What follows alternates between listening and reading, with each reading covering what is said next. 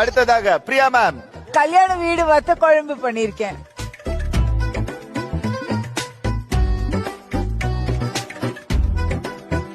உண்மை சொன்னா இன்னைக்கு பெஸ்ட் டிஷ். சூப்பர், நல்லா இருக்கு. பிரியா நல்லா சாப்பாடு சோறு போட்டு நல்லா சாப்பிடலாம் பெசஞ்சு அப்படி இருக்கு. சூப்பரா இருக்கு. உண்மையிலே கல்யாண வீட்டுல சாப்பிடுவோம்ல அந்த மாதிரியான டேஸ்டோட இருக்கு. நட்சத்திரமே, நம் அணியின் மானமே. சூப்பரா